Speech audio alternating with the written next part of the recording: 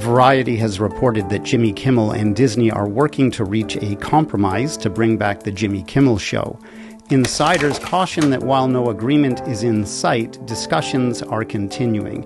You may have heard that Disney has already lost close to $4 billion in just a few days as a result of canceled subscriptions, canceled vacations, and a rather dramatic fall in the company's stock. That $4 billion figure has not yet been verified. However, we can see that Disney stock has fallen from $116.10 on September 17th, when ABC announced that they were preempting the Jimmy Kimmel Live show indefinitely.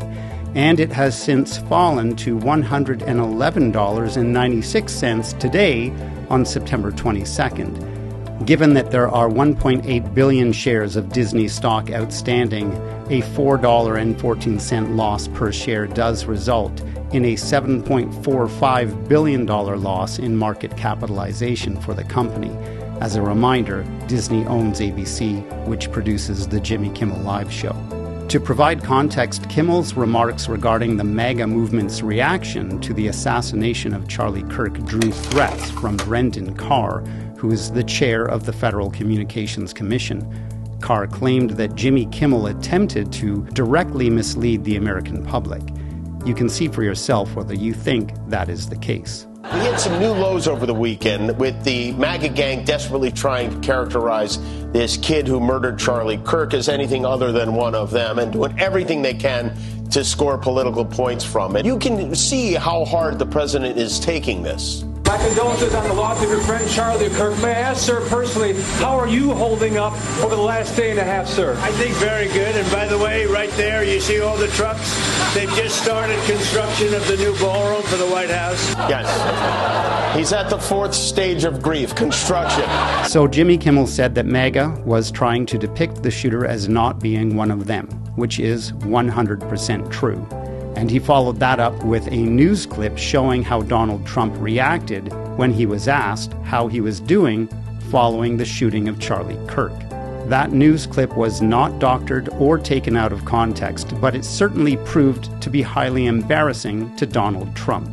Clearly, this case does represent egregious and flagrant government overreach in an attempt to suppress criticism of MAGA and of the Trump regime.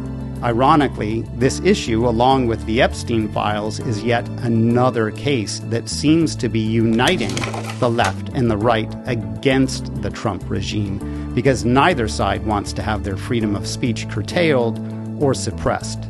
Here's what Texas Senator Ted Cruz had to say on the matter.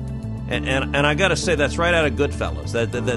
That's right out of a mafioso coming into a bar going, "Nice bar you have here. It'd be a shame if something happened to it." So again, I like Brendan Carr, but we should not be in this business. We should denounce it. It's fine to say what Jimmy Kimmel said was deplorable, it was disgraceful, and he should be off air, but we shouldn't be threatening government power to force him off air. That's a real mistake. As a final reminder, if Disney does reach an agreement to bring the Jimmy Kimmel Live show back on air, we all have to remember to immediately lift the boycott on Disney, Hulu, ESPN, and anyone advertising on ABC. We have to very clearly telegraph the public's response when these conglomerates do something wrong, but we also need to assure them that the consequences will be lifted when they comply with the demands of the boycott. Otherwise, the effectiveness of this boycott and all boycotts in the future will be compromised. Thanks so much for watching. I'll see you in the next one.